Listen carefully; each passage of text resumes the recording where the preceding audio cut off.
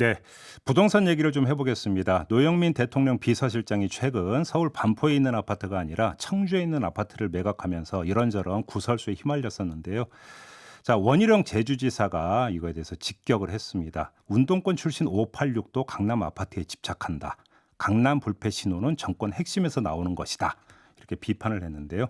원희룡 지사 직접 연결해서 왜 이런 비판을 했는지 좀 자세히 들어보도록 하겠습니다. 나와 계시죠, 지사님? 네, 안녕하세요. 네. 이 글을 그 SNS에 올리셨던데요. 취지를 어떻게 이해를 해야 될까요? 네, 지금 대통령 비서실장부터 네. 이 본인들이 강남 불패 신호에 따라 살고 있다는 걸 지금 온몸으로 보여주었잖아요. 네. 그래서 말과 행동이 따로 음흠. 결국 언행일치가 안 되고 있는데 네. 이렇게 되면 부동산 문제의 해결은커녕 음. 부동산 문제를 해결을 논할 자격이 있느냐, 네. 능력이나 결과 이전에 자격 시비부터 붙기 때문에 음. 이 정권의 어떤 위선적인 이중성으로 인해서 대다수 국민들이 가장 아파하는 이 부동산 문제에 대해서는 네. 본질에 접근도 못하는 거예요. 이게 너무 안타까워서 예. 이 점에 대해서 지적을 한 거죠. 알겠습니다. 근데 운동권 출신 586을 콕 집어서 그 지적을 하신 이유가 뭘까요? 자, 김의겸 대변인도 있었죠. 음. 그리고 조국 부인은 문자 메시지로 강남에 건물 사는 게 목표라고 했습니다. 그리고 장하성 정책실장은 강남에 살아봐서 하는 얘기인데 강남 살 필요 없다.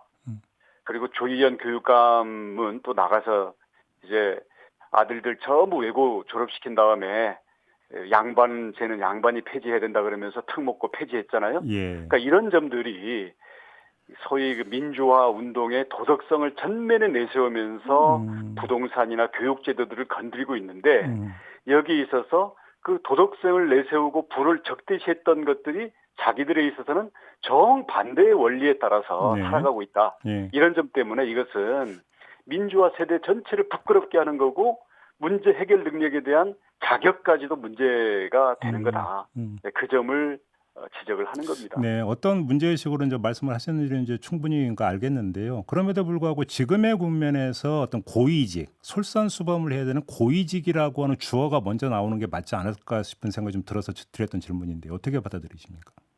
예, 지금 청와대든지 정부든지 국회든지 고위직들을 586들이 대부분 잡고 있잖아요. 그게 사실이잖아요. 586. 역사적 진실인데요. 예. 아무튼 586이 중요한 본질은 아닌 것 같으니까 알겠고요. 네. 자, 그러면 그 청와대 그 비서관급 이상 참모는 그 물론이고 정부 고위직까지 전부 다 한 채만 남기고 모두 팔아야 된다 이런 말씀이신 거죠? 간단히 정리를 하면. 집을 팔든 말든 네. 사실 그게 본질은 아니죠. 그들이 판다고 해서 국민들이 집이 생깁니까? 서민들 주거 안정 문제가 해결됩니까? 네네. 문제는 네.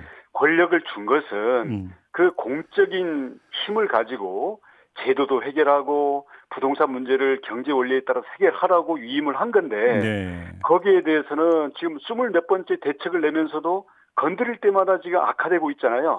그래서 능력과 신뢰 부분에 대해서는 국민들이 워낙 이제 불신 단계가 도를 넘어섰고요. 네. 이제는 자격 시비까지 붙는 거예요. 왜 이렇게 안 되는가 봤더니 비서실장부터 그리고 국회의원들부터 장관들부터 전부는 아니죠. 상당수가 강남에 가서 딱 그 아파트나 이 그 상가 같은 거를 움켜쥐고 이걸 안 놓고 있더라. 네네. 그렇기 때문에 이것은 능력이나 문제 해결 이전에 자격 시비가 붙는 거거든요. 이건 기본입니다. 알겠습니다. 그러면 어제 참여연대가 그 국회의원과 이제 정부 고위직을 대상으로 한 채만 남기고 팔라라는 서명 운동에 돌입한다고 밝혔는데 이건 어떻게 평가를 하세요, 지사님?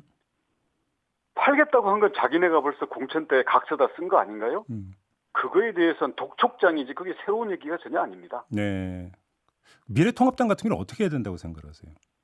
마찬가지고요. 왜냐하면 예. 2005년에 예. 제가 당시 국회의원 할 때인데요. 예. 한나라당과 당시 열린우리당 모두가 부동산 백지 신탁 제도를 공약을 해서 입법 단계까지 갔는데 국회에서 좌절됐거든요. 아, 그런 일이 있었던가요? 예, 네. 그리고 저도 예. 2007년에 이명박 박근혜 후보들과 함께 한나라당 대선 후보 합동 토론회 할 때 공직자 부동산 백지 신탁 제도 그리고 부동산 불로소득에 대한 강력한 환수 정책을 어떻게 생각하느냐. 이게 네. 제가 당시 이명박 후보에게 공개적으로 질문 공격했던 내용이에요. 어허, 예. 그래서 이게 새로운 얘기가 아니라 예. 2005년 노무현 대통령 당시에 초당적으로 그리고 모든 대통령 후보들이 이미 약속을 했던 건데 네. 지금까지 역대 정권을 거쳐오면서 해결이 안 되고 질질 끌어온 거죠. 이참에 다시 한번 불을 댕겨 보시면 어떻습니까, 지사님? 그렇게 할 생각입니다. 당연히. 왜냐하면 이것은 예. 지체된 개혁입니다. 새로운 얘기가 아니고요. 예. 너무나 늦어진 개혁이죠. 그럼 구체적인 계획이 어떤 거예요? 우선은요. 예. 이 부동산 백지 신탁 제도라든가 현재 고위 공직자들이 약속한 대로 국회의원들이 집을 팔아야 되는 건 당연한 거고 네. 이건 자격 문제예요. 이 자격을 갖췄다고 해서 그리고 공직자들이 집을 팔았다고 해서 서민들이나 국민들의 부동산 문제 해결 전혀 아직 거리가 멀었습니다. 네. 본격적인 내 집 마련 그리고 부동산 문제 해결을 위한 장기적인 비전에 대한 국민 신뢰를 회복하기 위한 예. 그런 논의들이 초당적으로 진행이 돼야 됩니다. 예, 지금 자격이라고 하는 것은 부동산 정책을 주무르는 공직자, 그다음에 국회의원으로서의 자격을 갖추려면 일단 본인부터 깨끗해야 된다 이런 말씀으로 이해를 하면 되겠죠, 지사님? 그럼요. 예. 자기 손이 깨끗하지 않은데 만질수록 더러워지죠. 알겠습니다. 그래서 어제 참여연대가 밝힌 걸 보면 국토위하고 기재위가 이제 담당 상임이라고 볼 수 있잖아요. 부동산 네. 정책과 관련해서. 근데 물론 이거는 이제 그 미래통합당이 상임위 그러니까 재배정을 하기 전 기준인데 네. 오히려 미래통합당 의원들의 다주택자가 더 많거든요. 당에도 좀 한 말씀 해주시죠. 예. 미래통합당도요. 예. 이거는 당의 문제가 아니라 예. 공적인 권력을 가지고 대다수 국민들의 사적 영역에 대해서 규제하고 개입하고 여기다 권력을 행사하려면 손이 깨끗해야 됩니다. 네. 왜냐하면 예. 자기가 잔뜩 코로나 묻은 채로 이거 진료하면 안 되잖아요. 마찬가지예요. 네. 알겠습니다. 지금 그 많은 분들이 궁금해서 문자 보내고 있는데요. 그 지사님은 목동집은 파신 거죠? 예. 어제 SNS 이제 그렇게 이제 쓰셨던데. 예, 많이 올랐더라고요. 아, 그래요? 가격도 확인해 보셨군요. 그 사이에. 아니, 그 사람들이 알려주더라고요. 그럼 다시 한번 정리할게요. 지금 지사님께서 그러면 국회의원들을 상대로 예. 부동산 백지 신탁제를 이번에 확실히 도입을 하자고 제안을 하시는 걸로 이해를 해도 되겠습니까? 예, 제가 2007년에 이미 주장했던 거기 때문에 예. 저는 변함이 없습니다. 그거는요. 예. 만약에 우리가 단추를 10개를 깨워야 된다면 첫 예. 단추에 불과합니다. 예. 신뢰 회복. 예. 그러면 지금 그 미래통합당 소속이시죠, 지사님? 네, 그렇습니다. 그러면 지금 당 지도부에 공식적으로 이걸 당론으로 채택해달라고 요구할 의향이 있으십니까? 요구하겠습니다. 할 예, 계획이십니까? 이 자리에서 요구하는 걸로 해주십시오. 제가 만나서 설득들을 하겠습니다. 네. 그래요? 알겠습니다. 그러면 지금 정부가 이 세제를 강화하려고 하는 방법을 지금 찾고 있다는 보도가 계속 나오고 있지 않습니까? 취득세도 강화하고 보유세도 강화하고 양도소득세도 강화하는 뭐 3종 어떤 세제 강화책을 강구하고 있다고 하는데 이건 어떻게 평가를 하세요? 세금은 네.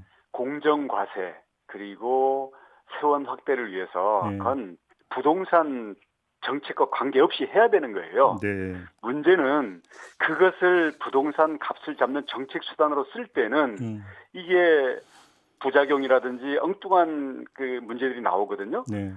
오죽하면 지금 정부는 경제학 원론과 싸우고 있다. 교과서와 싸우고 있는 거예요. 말하자면 시장 원리를 무시하면서 본인들이 투기 세력과 싸운다고 착각하고 있는데 수요를 누르잖아요. 네. 수요가 없어지는 게 아니라 눌렸다가 튀어오릅니다. 알겠습니다. 거기다가 공급이 이제 억제되겠구나 하는 거를 모든 국민들이 아니까 가수요까지 가세를 하는 거예요. 네. 세금을 매기면 그 건물주들이 세입자들에게 가격으로 전가를 합니다. 거기에다가 우리 김수현 정책실장이 임대사업자 혜택을 이게 무슨 해법이라고 대대적으로 늘려놨잖아요. 네. 이렇게 해서 지난 2년 반 동안 잘못된 정책들이 쌓여 있기 때문에 네. 지금 와서 세금과 대출을 매기고 억제한다고 그래서 이게 곧바로 어떤 효과가 나온다기보다는 일시적인 눌림 현상이 있다가 알겠습니다. 더 튀어오를 수가 있기 때문에 네. 장기적으로 꾸준한 공급 확대를 통해서 국민의 심리, 국민의 신뢰를 얻고 경제 심리를 안정시키는 게 유일한 길입니다. 그래요. 아이고 여쭤볼 게 하나 더 있었는데 시간 때문에 도저히 못 여쭤보겠는데 그 김종인 대표가 당 밖에 대권 주자 2명 있다고 했는데 그 중에 한 명 혹시 지사님이십니까? 근데 지사님은 당 소속이시잖아요. 예, 이따가 뵙기로 했으니까 한번 여쭤볼게요.